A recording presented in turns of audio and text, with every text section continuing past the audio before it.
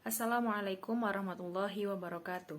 Kami dari kelompok 2 yang beranggotakan saya sendiri, Rafika Nurlaili, Rizky Amalia, dan juga Nafisah Amelia Istiqomah ingin menjelaskan materi tentang keaswajaan dengan tema Jabariyah, Qadariyah, dan juga Mu'tazilah. Baik, yang pertama yaitu tentang Jabariyah. Di sini saya akan menjelaskan subtema yang pertama terkait Jabariyah, yaitu sejarah aliran Jabariyah dan juga pemikiran para tokoh-tokoh yang ada di aliran Jabariyah. Baik, yang pertama adalah sejarah aliran Jabariyah. Dari sisi bahasa, Jabariyah berasal dari bahasa Arab, yaitu jabaro, yang artinya memaksa. Jadi orang-orang Jabariyah menganggap bahwa semua perbuatan manusia adalah terpaksa. Mereka meyakini manusia tidak memiliki kekuasaan apapun atas kehendak dan nasibnya. Segala tindak tunduknya, mulai ia lahir, bekerja, kemudian terkait siapa jodohnya hingga ajalnya, manusia tidak memiliki kehendak apapun karena sudah ditentukan oleh Allah Subhanahu wa taala. Tidak hanya itu, selepas ia mati pun Allah sudah menentukan apakah ia masuk neraka atau masuk surga.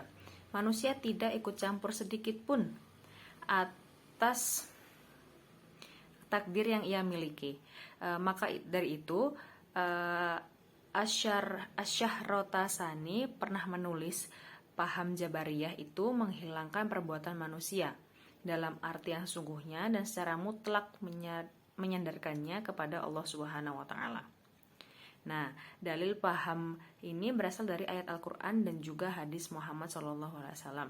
Di antaranya adalah ayat berikut ini, yang artinya, dan kami tidak menghendaki atau menempuh jalan itu kecuali bila dikehendaki Allah Subhanahu wa taala. Quran surat Al-Insan surat nomor 76 ayat 30. Dan pada ayat lainnya Allah berfirman, mereka sebenarnya tidak percaya sekiranya Allah tidak menghendaki. Ini terdapat di Quran surat Al-An'am surat nomor 6 ayat 111. Baik, selanjutnya yaitu aliran Jabariyah ini lahir di Khurasan, Persia dengan tokohnya yang bernama Jaham bin Sofwan. Nama lain dari aliran Jabariyah ini yaitu Jahmiyah, yang mana dinisbahkan dari nama tokoh tadi, Jaham bin Sofwan. Nah, sebenarnya aliran ini itu dicetuskan pertama kali oleh Ja'ad bin Dirham, barulah kemudian diteruskan oleh Jaham bin Sofwan ini. Karena pahamnya serba pasrah, Khalifah pertama dari dinasti Umayyah, yaitu Muawiyah bin Abu Sofyan, mempolitisasinya sehingga Jabariyah ini jadi aliran yang memperoleh dukungan pemerintah Daulah Umayyah. Baik, selanjutnya yaitu tentang pemikiran aliran Jabariyah. Nah, terdapat sejumlah tokoh aliran Jabariyah yang berpengaruh dalam sejarah pemikiran ilmu kalam. Dari pemikiran tokoh-tokoh itu, aliran Jabariyah terbagi menjadi dua paham lagi. Yang pertama yaitu Jabariyah ekstrim yang dipelopori oleh Ja'ad bin Dirham dan juga Jaham bin Sofwan. Sementara yang kedua adalah Jabariyah moderat yang yang dipengaruhi oleh An-Najjar dan juga Ad-Diror. Nah, pemikiran para tokoh itu adalah sebagai berikut. Sebagaimana dikutip dari buku Studi Ilmu Kalam tahun 2015 yang ditulis oleh Didin Komarudin. Yang pertama yaitu aliran Jabariyah ekstrim yang dipimpin oleh Ja'ad bin Dirham dan juga Jaham bin Sofwan. Yang mana Ja'ad bin Dirham ini adalah pencetus awal aliran Jabariyah. Setelah diusir dari Damaskus, Ja'ad pindah ke Kufah dan meneruskan ajarannya. Nah, salah satu muridnya adalah Jaham bin Sofwan tadi, yang menjadikan aliran Jabariyah ini semakin populer di kalangan umat Islam pada saat itu.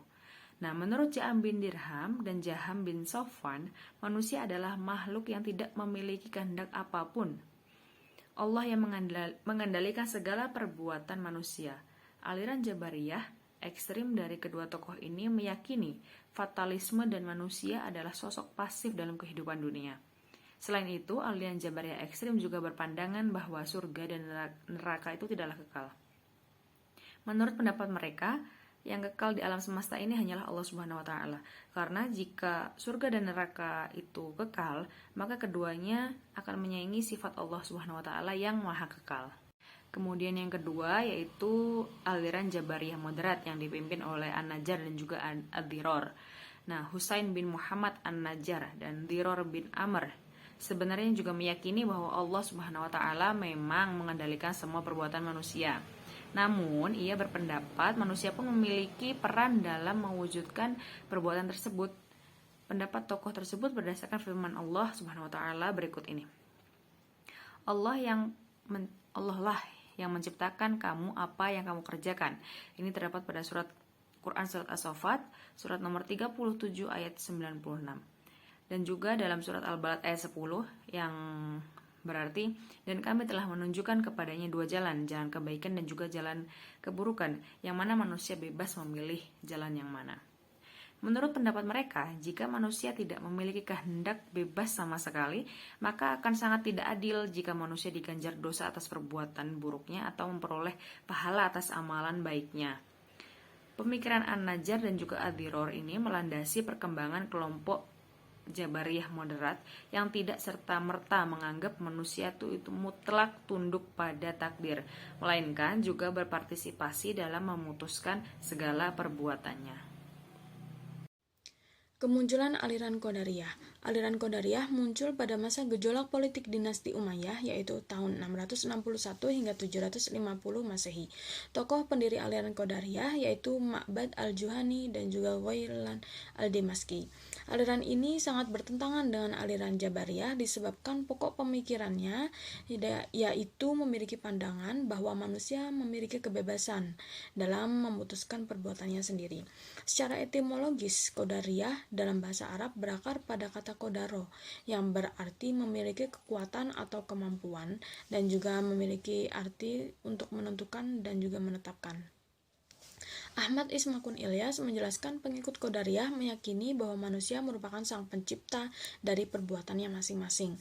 Karena itu, dalam doktrin Qadariyah, kekufuran dan perbuatan maksiat diyakini bukan dari bagian takdir Allah, melainkan bersumber dari kehendak bebas manusia sendiri. Aliran Qadariyah memandang bahwa Allah menganugerahkan akal agar manusia mempertimbangkan dengan bijak setiap tingkah laku yang diperbuatnya.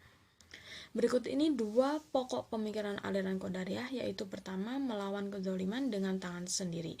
Aliran Qadariyah berpandangan bahwa manusia bertanggung jawab untuk menegakkan kebenaran dan melawan kezaliman dengan tangannya masing-masing. Sedangkan yang kedua yaitu keadilan Allah Subhanahu wa taala dari kehendak bebas. Pemikiran aliran Qadariyah tersebut didasari alasan bahwa Allah memberikan pilihan kepada manusia untuk melakukan kebaikan dan juga keburukan, memilih beriman atau tetap dalam kekafiran. Karena itu manusia akan dihakimi dan diberi pahala atau ganjaran sesuai dengan pilihannya. Assalamualaikum warahmatullahi wabarakatuh. Perkenalkan, nama saya Nafisah Amelia Istiqomah, NPM 21801083057. Nah, di sini saya akan melanjutkan penjelasan dari teman saya, yaitu tentang aliran Mu'tazilah. Nah, secara harfiah kata Mu'tazilah berasal dari i'tazala, yaitu yang berarti berpisah atau memisahkan diri. Juga bisa diartikan dengan menjauh atau menjauhkan diri. Awal mula kelahiran dari aliran Mu'tazilah yaitu pada masa akhir kekuasaan Daulah Umayyah. Pada saat itu bertepatan masa kepemimpinan Hisham bin Malik. Dan aliran Mu'tazilah lahir pada abad kedua Hijriyah di kota Basra. Menurut pendapat von Kramer, aliran ini berkembang dan menyebar di daerah Damaskus dan Suriah berkat pengaruh para agamawan Bizantium, terutama Yahya ad-Dimashqi dan muridnya yang bernama Theodore Abu Qurra.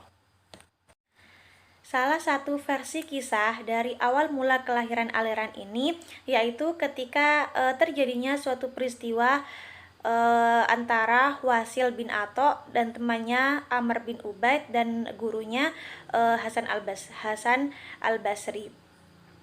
Nah, ketika itu Wasil bin Atha menghadiri sebuah forum diskusi di mana gurunya Hasan al-Basri. Nah, ketika itu ada seseorang yang bertanya mengenai hukum orang yang berbuat dosa besar kepada Hasan al-Basri.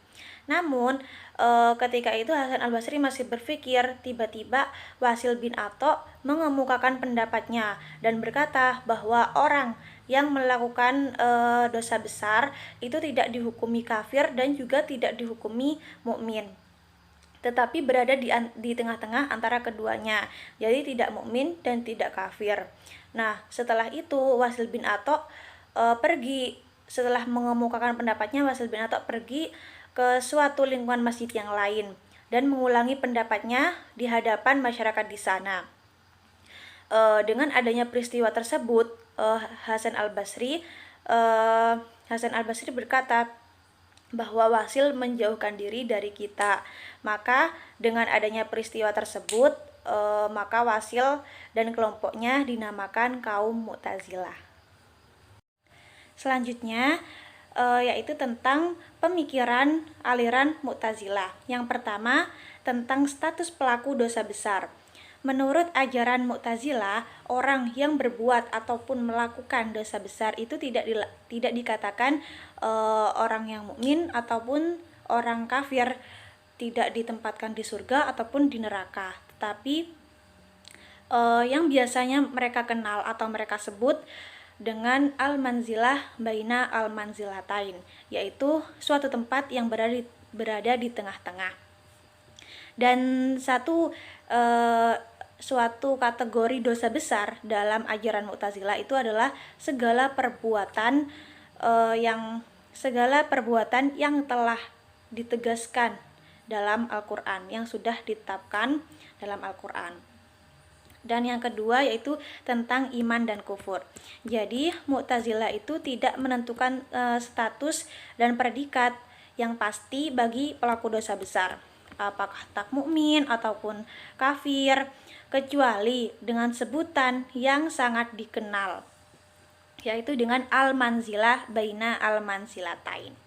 Nah, setiap pelaku dosa besar itu menduduki posisi tengah-tengah, bukan posisi di antara posisi neraka dan di antara posisi surga. Nah, misal jika meninggal dunia sebelum bertobat, maka ia akan dimasukkan ke dalam neraka, namun siksaannya lebih ringan daripada siksaan orang yang kafir. Menurut ajaran Mu'tazilah seperti itu. Nah, kenapa sih kok tidak disebut kafir dan juga tidak disebut mukmin? Karena tidak disebut mukmin karena mereka sudah melakukan perbuatan dosa besar, yang dimana hal itu kan sudah ditetapkan oleh Allah dalam Al-Qur'an.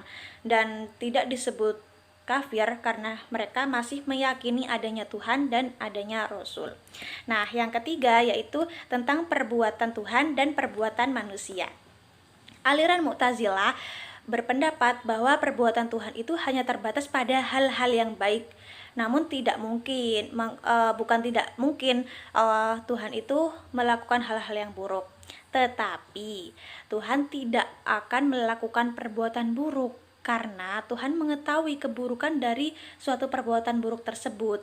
Nah, untuk perbuatan manusianya sendiri, menurut aliran Mu'tazilah itu mereka memandang bahwa manusia itu mempunyai daya yang besar dan yang bebas.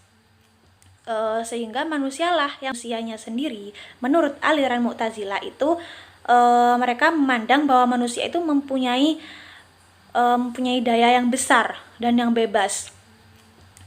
Sehingga manusialah yang menciptakan perbuatan-perbuatan yang ingin mereka lakukan. Manusia sendiri yang berkuasa untuk melakukan yang baik ataupun hal yang buruk. Jadi kepatuhan dan ketaatan kepada Tuhan itu adalah kehendak manusia sendiri, tidak dipaksakan, seperti itu menurut ajaran Mu'tazilah. Dan yang keempat tentang sifat-sifat Allah. Menurut ajaran Mu'tazilah, Allah itu tidak memiliki sifat yang dimiliki cuma ada hanya zatnya. Dan yang kelima yaitu tentang kehendak mutlak Tuhan dan keadilan Tuhan.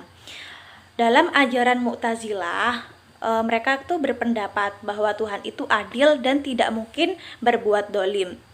Keadilan Tuhan itu menurut ajaran Mu'tazilah tuh Tuhan tidak berbuat dan memilih hal-hal yang buruk, pastinya kan memilihkan hal-hal yang baik, dan tidak mungkin melalaikan kewajiban-kewajibannya kepada manusia, dan segala perbuatan yang dilakukan itu adalah hal yang baik.